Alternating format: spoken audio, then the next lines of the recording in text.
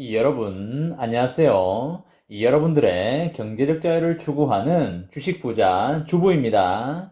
여러분의 시간은 금입니다. 1.5배속으로 보시기 바랍니다.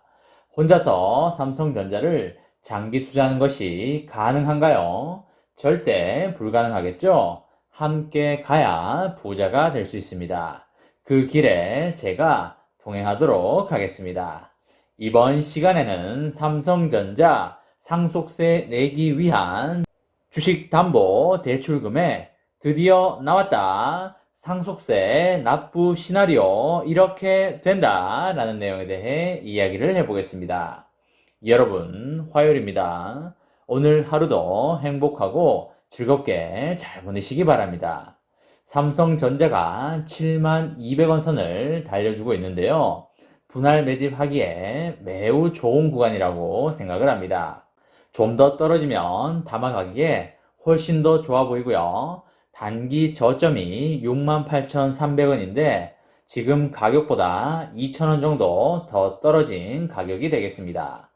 밑으로 갈수록 점점 배당 수익률이 높아지는 구간이기 때문에 여윳돈으로 여유롭게 매집하시면 매우 좋겠습니다. 저는 개인적으로 벤자민 그레이엄과 그리고 워런 버핏 그리고 존 템플턴을 상당히 좋아하는데요. 그리고 고성장주 투자 측면에서는 피터 린치를 굉장히 좋아합니다. 다음에 시간을 내서 피터 린치가 좋아한 고성장주 투자 관련해서도 여러분들께 자세히 설명을 드리는 시간을 가져보도록 하겠습니다. 제가 좋아하는 벤자민 그레이엄과 워런 버핏 그리고 존 템플턴은 모두 말하고자 하는 핵심이 거의 동일하다고 보시면 되시겠습니다. 벤자민 그레이엄이 무슨 말을 했나요? 그쵸? 영리한 투자자의 고전적 정의는 모두가 팔고 있는 약세장에서 매수해서 모두가 사고 있는 강세장에서 매도하는 사람이다 라고 정의를 했습니다. 여러분이 판단하기에 지금 많은 사람들이 팔고 있는 약세장인가요? 아니면 모두들 달려들어서 사고 있는 그런 강세장인가요? 그쵸? 누가 봐도 지금은 약세장이라고 보는 게 맞겠습니다.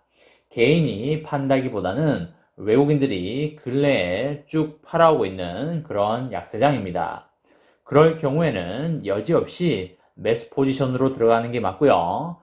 과한 매수 타이밍을 재기보다는 고점에서 30% 정도 빠졌기 때문에 충분히 매수가 들어가야 되는 그런 자리다 라고 말씀을 드리겠습니다. 주가의 찐바닥은 어느 누구도 알기가 힘들기 때문에 여유롭고 그리고 텀을 두면서 매집을 해 나가면 되는 것입니다. 우리가 단기 투자자가 아니라 장기 투자자이기 때문에 굳이 발바닥에서 잡을 필요도 없고요. 발바닥에서 잡을 수도 없다라고 생각을 하시면 되시겠습니다. 그리고 워런 버핏이 한 말이 있습니다. 모두가 탐욕스러울 때 두려워하고 모두가 두려워할 때 탐욕을 부려라 라고 말을 했습니다. 지금은 많은 사람들이 두려워하고 있죠. 그러면 우리는 어떻게 해야 할까요? 그쵸? 어느 정도 탐욕을 부릴 때다 라고 보셔야 합니다. 시간이 흘러서 주가가 올라가고 하면 대중들이 탐욕스러워 할 때가 있을 겁니다.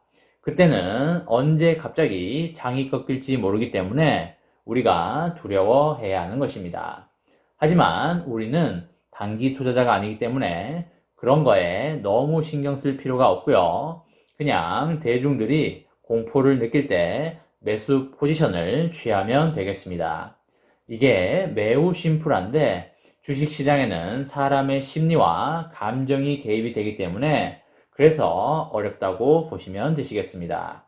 여러분들 며칠 전에 홍나희 여사가 주식 매도 신탁 계약을 체결했다는 것에 대해서 아주 많이 놀랐을 겁니다.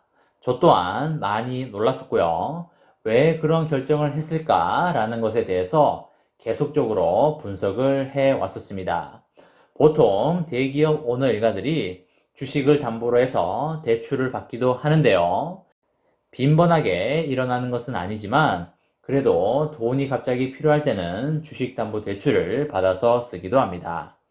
10대 그룹의 오너일가 중에서 주식담보대출 금액이 가장 많은 그룹이 바로 삼성이 되겠습니다. 삼성의 오너일가는 계열사 보유 지분 중에 약 7% 정도를 담보로 제공을 해서 1조 7,100억 수준의 대출을 받았습니다. 왜 1조 7천억 수준의 대출을 받았을까요? 대답을 해보시기 바랍니다. 그쵸? 올해 4월 30일에 2조 정도를 내야 했었죠. 잘 모르시는 분들을 위해서 간단히 설명을 해드리자면 고 이건희 회장이 돌아가시고 나서 남겨진 유산이 주식과 부동산 그리고 미술품 등등이 되겠습니다. 이래저래 계산을 해본 결과 나라에 납부를 해야 되는 상속 세금이 12조 원 정도로 나왔었고요. 12조 원이라는 금액이 워낙 커서 한 방에 납부하지 못하니까 총 6번에 나눠서 나라에다가 내기로 하였습니다. 6년에 걸쳐서 내는 것이기 때문에 한 번 낼 때마다 2조 정도씩 내야겠죠. 그래서 올해 4월 30일에 2조를 1차로 만들어서 냈습니다. 올해 4월 30일에 2조를 내기 위해서 계열사 주식을 담보로 해서 1조 7천억의 대출을 받은 것이 되겠죠. 근데 홍나희 여사가 삼성전자 주식을 담보로 대출을 4번에 걸쳐서 총 1조를 받았는데요. 대출 금리가 2%대가 3건이 있고요. 나머지 대출 한 건의 대출 금리가 5%나 되겠습니다. 증권사에서 대출을 받아서 그런지 대출 금리가 엄청 세서 저도 놀랐습니다. 2조에서 1조 7천억 수준을 빼면 3천억 정도가 모자라는데 아마 이것은 계열사 배당금과 특별 배당금을 받은 걸로 충당했다라고 보시면 되시겠습니다. 그렇게 총 2조를 만들어서 올해 4월 30일경에 나라에다 납부를 했다고 보시면 되시겠습니다. 삼성 오너일가의 주식담보대출은 대부분 상속세 납부를 위한 것이고요. 이재용 부회장은 연부 연납을 위한 공탁 이외에는 주식담보대출은 없었습니다. 세부적으로 보면 이건희 회장의 부인인 홍나희 여사가 삼성전자 주식을 담보로 1조 원을 빌렸고요. 이부진 호텔신라 사장은 삼성물산 주식을 담보로 3,300억을 빌렸습니다. 이서연 삼성복지재단 이사장은 삼성물산과 삼성 SDS 주식을 담보로 3,700억을 빌렸습니다. 어쨌든 6번 중에 1차는 그렇게 납부를 했고요. 이제 내년 4월 30일에 2차를 또다시 납부를 해야 합니다. 2조를 또다시 마련을 해야 하는 것인데요. 대출 한도가 막힌 건지 모르겠지만 홍나희 여사가 현재가로 1조 3천억 되는 3전의 주식을 처분하겠다는 뜻을 보였기 때문에 주식 처분 이외에는 마땅한 방법이 없다고 판단을 했다라고 보시면 되시겠습니다. 이재용 부회장의 어머니인 홍나희 여사가 3전 주식을 이재용 부회장이 못까지 팔아서 상속세에 충당하는 시나리오로 풀어가고 있다라고 보시면 되시겠습니다.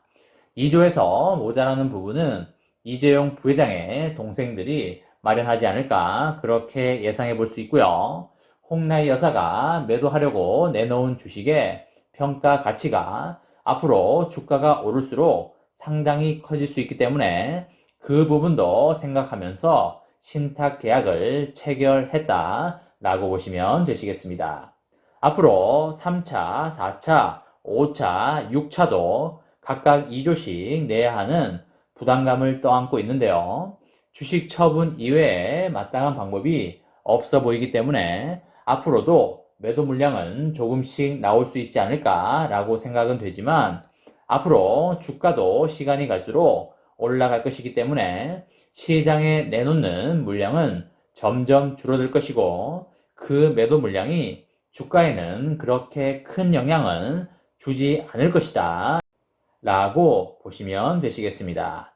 이번 시간에는 삼성전자 상속세 내기 위한 주식담보대출 금액 나왔다. 상속세 납부 시나리오 이렇게 된다라는 내용에 대해 이야기를 해보았습니다.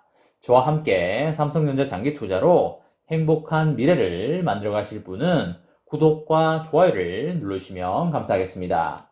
이번 영상은 여기까지 하겠습니다. 시청해 주셔서 감사합니다.